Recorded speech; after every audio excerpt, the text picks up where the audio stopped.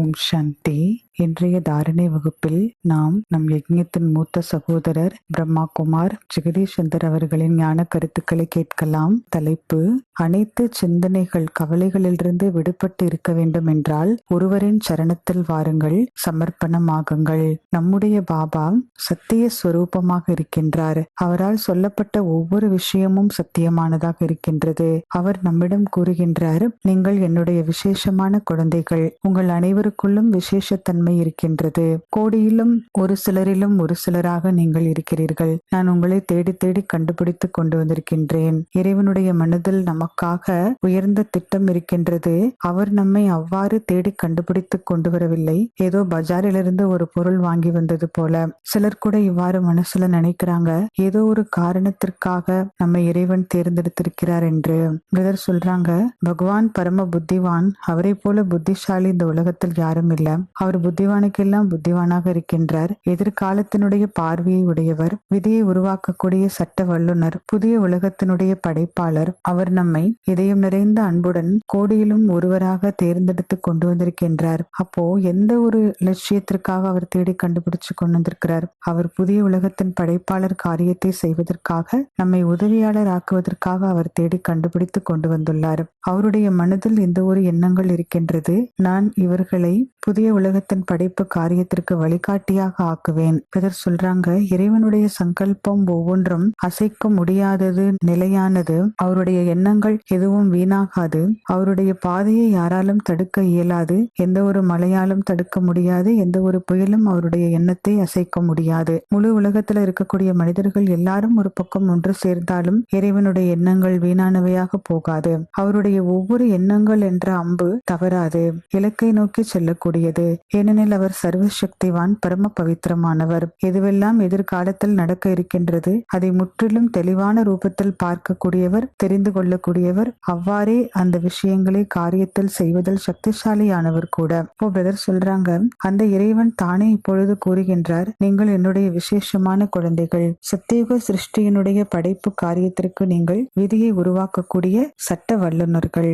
உலகத்துல பாருங்க, இன்னைக்கு நிறைய விதிமுறைகள், மரியாதைகள், நியமங்கள் இருக்கின்றது. இது எல்லாமே துவாபரயுகத்தின் காலத்தில் இருந்து வந்தது. இதைதான் மனு ஸ்மிருதி என்ற புஸ்தகத்தில் கூட எழுதப்பட்டிருக்கு. மேலும் இதை தர்ம சாஸ்திரம் என்று கூட சொல்றாங்க. இந்த நியமங்கள், மரியாதைகள், சட்டங்கள் எல்லாத்தையும் அதன் அனுசாரம் தான் இன்று உலகத்தில் பிராமணர்கள், பண்டிதர்கள், பூஜாரிகள் கூட நடக்கிறாங்க. பிரதர் சொல்றாங்க, ஒரு லட்சியம் நிறைந்த வாழ்க்கைக்கு என்னவெல்லாம் ஒழுக்கத்திற்கான நியமங்கள் இருக்கின்றது, அது அனைத்தும் மனுஸ்மிருதியில் எழுதப்பட்டிருக்கின்றது. இரண்டாவதாக கவர்மெண்ட் மூலமா உருவாக்கக்கூடிய சில சட்டங்கள், அது கூட பாருங்க, கவர்மெண்ட்ல சில பேர் புதியவங்க ஆட்சிக்கு வர்றாங்க. அப்போ புது கவர்மெண்ட் வரும்போது புதிய சட்டம் உருவாக்கப்படுது. ஏற்கனவே இருந்த பழைய சட்டத்தை அவங்க பினிஷ் பண்ணிடுறாங்க. ஆனால் எது சாட்சாத் நியமம், ஒரு மனிதனின் வாழ்க்கையை உயர்ந்ததாக ஆக்குவதற்காக என்ன நியமங்கள் இருக்கின்றது, அதை தான் மனுஸ்மிருதியில் கூட எழுதப்பட்டிருக்கு. மேலும் பிரதர் சொல்றாங்க, பாபாவுடைய குழந்தைகள் தான் சட்டத்தை உருவாக்கக்கூடிய சட்ட வல்லுநர்கள். ஏன்னா பாபாவுடைய குழந்தைகள் புதிய உலகத்தின் படைப்பு காரியத்திற்கு இறைவனுக்கு உதவியாளராக இருக்கிறாங்க. இறைவனால் என்ன நியமங்கள் கூறப்பட்டிருக்கின்றது அதை தன் வாழ்க்கையில் கடைபிடித்துக் கொண்டே அதை உலகத்தின் முன்னரும் வைக்கின்றனர். உண்மையான நியமம் என்றால் என்னன்னு சொல்லிட்டு, இதன் மூலமாக நியமங்கள் நிறைந்த உலகமானது விரைவில் இந்த பூமியில் உருவாகும். சிலர் பாருங்க, இங்கே நியமங்களை உடைக்கக்கூடியவர்களாக இருக்கிறாங்க. ஆனால் உண்மையில் நியமங்களை உடைக்கக்கூடியவர்களாக இருக்கக்கூடாது. இன்னைக்கு உலகத்துல கூட சட்டத்தை உருவாக்கக்கூடியவங்க தனியா இருக்கிறாங்க. அந்த சட்டத்தை உடைக்கிறவங்களை, அதாவது மீறவங்களை பிடிக்கிறவங்க தனியா இருக்கிறாங்க. அவங்கள எங்க பார்த்தாலும் பிடிச்சு ஜெயில போடுறாங்க. அப்போ அவங்களுக்கான ஜெயில் கூட தனியா இருக்கு. அதுக்கு முன்னாடி அவங்களுக்கு யாரு தீர்ப்பு சொல்றாங்க, ஜட்ஜ்மெண்ட் சொல்றாங்க, அவங்களுக்கான ஜட்ஜ், நீதிபதி தனியா இருக்கிறாரு. அவங்களுக்கு படிப்பு சொல்லி கொடுக்கக்கூடிய காலேஜ் அது தனியா இருக்குது. பிரதர் சொல்றாங்க, இன்னைக்கு பாத்தீங்கன்னா லா காலேஜஸ் நிறைய இருக்கு. இது எல்லாமே இன்னைக்கு உலகத்துல இருந்தாலும் லா, சட்டம் இல்ல. Mother in law, father in law, brother in law இருக்கிறாங்க. அதாவது மாமனார், மாமியார், மைத்துனர் இருக்கிறாங்க. ஆனால் லா இல்ல, சட்டம் இல்ல. இதைதான் பாபாவும் என்ன சொல்றாருன்னா, இந்த உலகமானது லாலெஸ் லா, அதாவது சட்டம் இல்லாத சட்டங்கள் இந்த உலகத்தில் நிறைய இருக்கு. ஒரு ஜட்ஜ் பாருங்க, ஒரு கோர்ட்ல கேஸ்க்கு தீர்ப்பு சொல்றாரு. ஆனா அந்த தீர்ப்பு சரியா இல்ல. அவங்க உடனே அந்த கேஸ் எடுத்துக்கிட்டு இன்னொரு ஜட்ஜ் கிட்ட போறாங்க.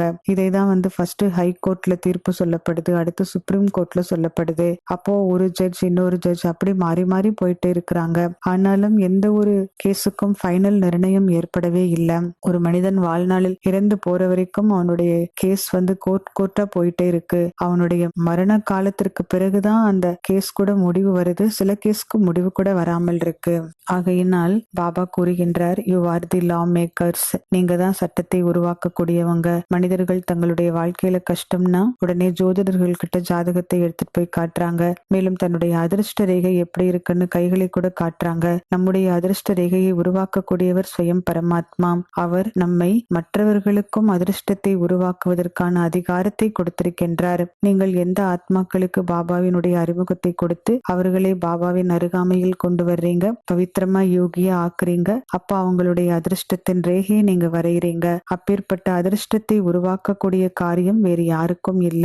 மேலும் இந்த உலகத்தில் அப்பேற்பட்டவங்க யாரும் இல்ல.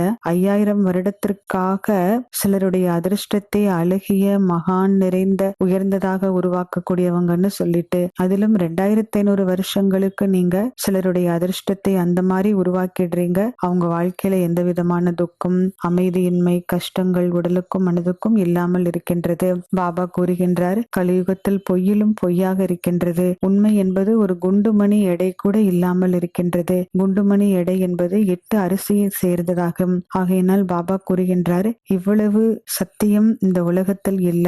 கலியுகத்தின் நிலைமை இப்படி இருக்கு பாருங்க. சத்தியுகம் என்பது அப்படிப்பட்டது. அங்கே சத்தியமே சத்தியமாக இருக்கும். பொய்யினுடைய குண்டுமணி எடை அங்க இருக்கவே இருக்காது. இன்னைக்கு உலகம் கூட பாருங்க எவ்வளவு போட்டி நிறைந்த உலகமாக இருக்கின்றது. அந்த போட்டி நிறைந்த உலகத்தில் பாபா நம்மை நல்வழிப்படுத்துறதுக்காக நம்மை பாபா கைடாக ஆக்கி இருக்கின்றார்.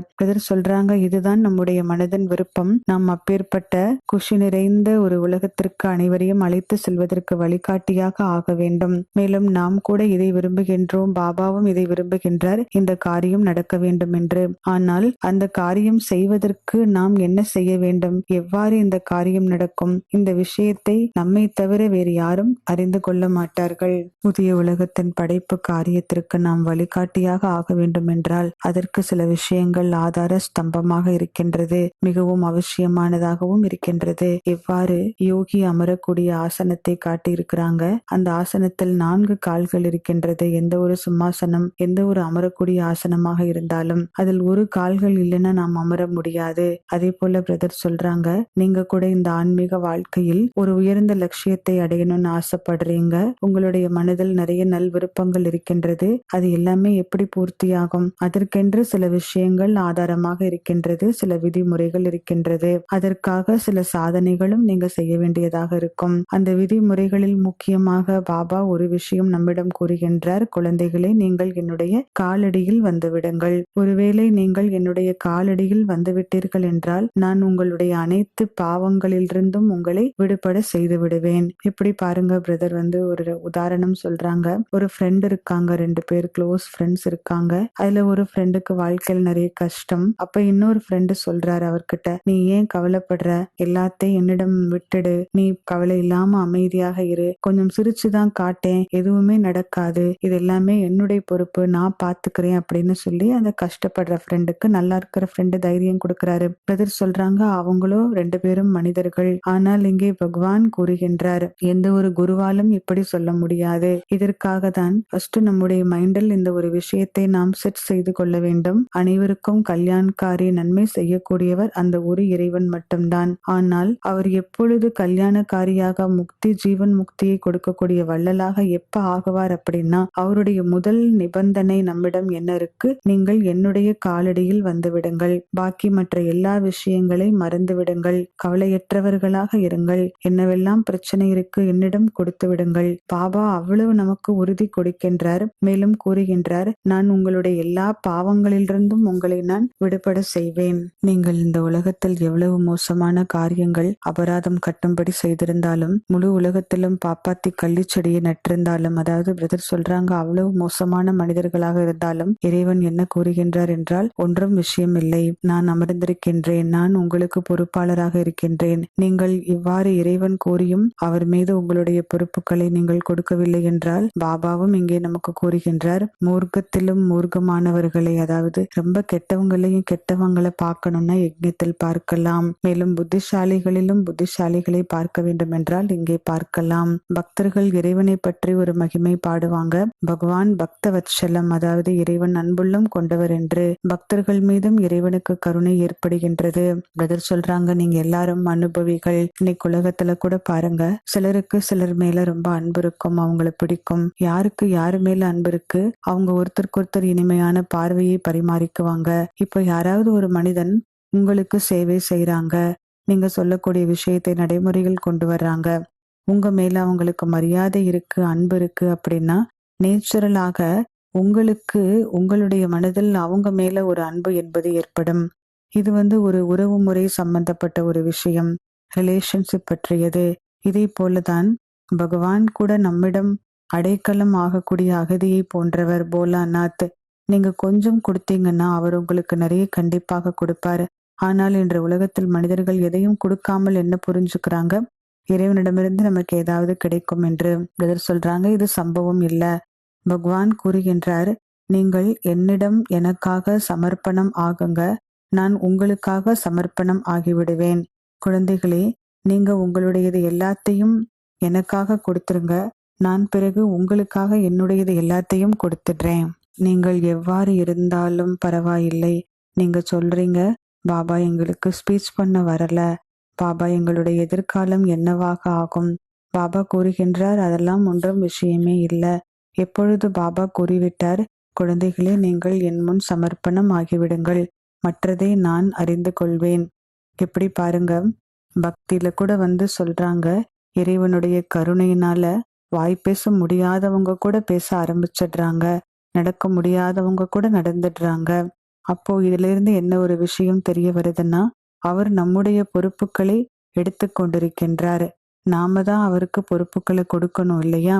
அப்போ பிரதர் கேக்குறாங்க, நீங்க எந்த விஷயத்த பத்தி இன்னும் பாக்கி சிந்தனை பண்றதுக்கு இருக்கு? ஒருவேளை நீங்க சமர்ப்பணம் ஆயிட்டீங்கன்னா அவர் உங்களுக்காக சமர்ப்பணம் ஆயிடுவார். ஸ்பீச் பண்றவங்களுக்காக அவர் ஆக மாட்டார். ஆகையினால் பகலில் ஒரு நாளில் 2 முறை நீங்க சொல்லுங்க. என்ன சொல்லணும்னா, பாபா நம்மிடம் சொல்றாங்க இல்லையா, குழந்தைகளே, அன்பான குழந்தைகளே, இனிமையான குழந்தைகளே, நீங்கள் என்னுடைய காலடிக்கு வாங்க, நான் உங்களுடைய பாவங்களிலிருந்து உங்களை ஃப்ரீ பண்ணிடுறேன். உங்களுக்கு உயர்ந்த பதவி, அனைத்தையும் காட்டிலும் உயர்ந்த பதவி நான் கொடுப்பேன். நீங்க என்னுடைய வழிப்படி நீங்க நடந்தீங்கன்னா, என்னுடைய விருப்பத்தை நீங்க பூர்த்தி செய்தீங்கன்னா உங்களை நான் வழிகாட்டியாக ஆக்குவேன். நீங்க எந்த விஷயத்துக்காகவும் கவலைப்படாதீங்க, அவ்வளவுதான். பிரதர் சொல்றாங்க, பாருங்க, இதை கேட்கும் போதே எவ்வளவு மனது லேசானதாக ஆகுது. இதைதான் சொல்லப்படுகின்றது சமர்ப்பணம் என்று.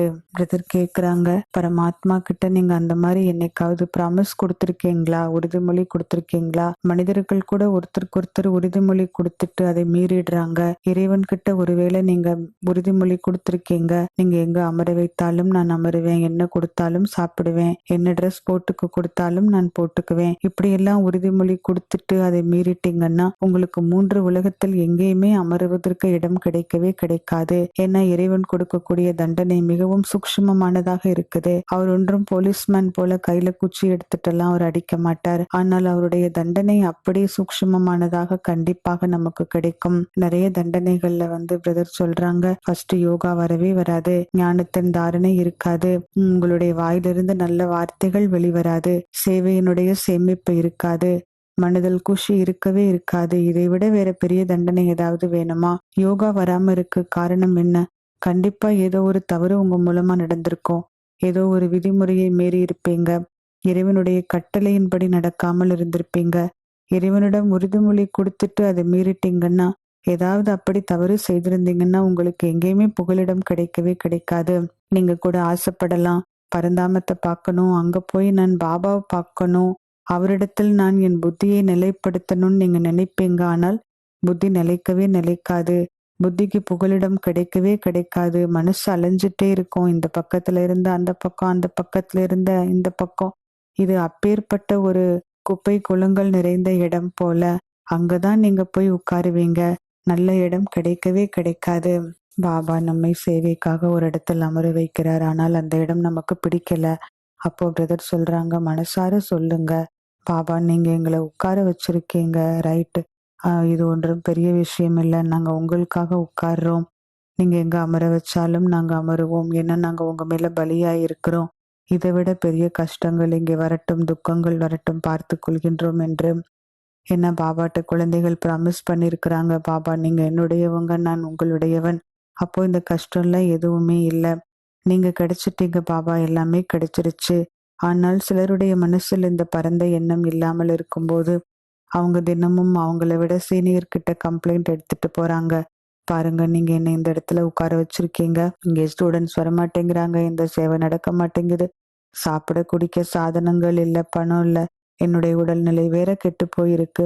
இது அதுன்னு சொல்லிட்டு நிறைய கம்ப்ளைண்ட்ஸ் அடிக்கிட்டே போறாங்க. பிரதர் கேக்குறாங்க, இதெல்லாம் பகவானுக்கு தெரியாதா? இந்த ஈஸ்வரிய விஸ்வ வித்யாலய ஆரம்பிச்சவர் யார்? பெரியவங்களா இல்ல இறைவனா? யார் வழி நடத்திட்டு இருக்காரு? அவருக்கு தெரியாதா நம்முடைய கணக்கு வழக்க எங்க முடிக்கணும், எங்க அனுப்பணும்னு சொல்லிட்டு? எப்போ அவர் நம்மிடம் ப்ராமிஸ் பண்ணியிருக்கிறாரு, நான் உங்களை உங்களுடைய கஷ்டத்திலிருந்து விடுவிப்பேன் அப்படின்னு சொல்லிட்டு. அப்ப ஏன் நாம இந்த மாதிரி எடுத்துக்க கூடாது? நம்முடைய கணக்கு வழக்கு இந்த விதத்துல தான் முடியணும்னு இருக்கு, முடிஞ்சிட்டு இருக்குன்னு சொல்லிட்டு. சிவபாபா கல்யாண்காரி, அவர் நமக்காக என்ன செய்திருக்கின்றார்? அவருடைய திட்டம் அவரிடம் இருக்கின்றது. அவருக்கு தெரியும் நமக்கு என்ன செய்யணும்னு சொல்லிட்டு. ஆனா நாம செய்யக்கூடிய ஒரு தப்பு என்னன்னா, கொஞ்சம் கூட எதையும் பலி செய்யறதுக்கு மனசே வராம இறைவனிடம் அடைகிறதுக்கு மட்டும் நிறைய ஆசைப்படுறோம். எதுவுமே கொடுக்காம வசூல் பண்ண நினைக்கிறது சரியான விஷயமா? இது எப்படி சாத்தியமாகும்? இந்த ஈஸ்வரிய ஞான மார்க்கம், தியாகத்திற்கான மார்க்கம். ஒருவேளை நமக்கு தியாகம் செய்யறதுக்கு வரல அப்படின்னா, வெறும் பால் மட்டும் அருந்தக்கூடிய காதல் பித்தன் போன்று அப்படிங்கிறாங்க பிரதர். ரத்தத்தை கொடுக்கக்கூடிய காதல் பித்தன் போல இல்ல. அப்போ ஒரு வித்தியாசமான காதல் பித்தன் தான் நம்ம எல்லாருமே. இது ஒன்றும் அன்பின் உறவு முறை கிடையாது. எவ்வளவு நீங்க லவ் ஸ்டோரிஸ் கேட்டிருக்கீங்க. அதுல எவ்வளவு ஏற்ற இறக்கங்கள் வந்திருக்கு, எவ்வளவு போராட்டங்கள். அப்போ ஒருத்தருக்கொருத்தர் எவ்வளவு அங்கே தியாகம் செய்றாங்க. அதே போல இந்த ஆன்மீக மார்க்கம் தியாகத்திற்கான மார்க்கம். மனிதர்கள் இதனுடைய அடையாளமாக தான் துவாபர யுகத்தில் பக்தி மார்க்கத்தில் சிவன் கோயில்ல காசி கல்வெட்டுல தன்னுடைய உயிரை விடுறாங்க. சில பேர் பாத்தீங்கன்னா தன்னுடைய கழுத்தையே அறுத்துக்கிறதுக்கு தயாராயிடுறாங்க. அப்ப இதனுடைய பெயர் உண்மையில் தியாகம் இல்ல. மேலும் நிறைய பேர் இன்றைய நவீன காலத்தில் ஆட்டை கொண்டு போய் பலி கொடுக்கறாங்க. இது கூட தியாகம் கிடையாது. ஆனால் பாபா கூறுகின்றார், நான் நான் என்று இருக்கக்கூடிய தேக அபிமானம், அதை நீங்க ஃபர்ஸ்ட் தியாகம் பண்ணணும். என்னெல்லாம் என்னுடையவை, உன்னுடையவை, பெயர், புகழ், மானம், மரியாதை இருக்கு. இந்த ஒரு ஆடு போன்ற விஷயத்தை நீங்க தியாகம் செய்யுங்க. மேலும் யாரெல்லாம் நான் நான் சொல்லிட்டு இருக்கிறாங்க, அவங்களுடைய நிலைமை ஆடு போலதான் ஆகிவிடுகின்றது. ஓம் சாந்தி.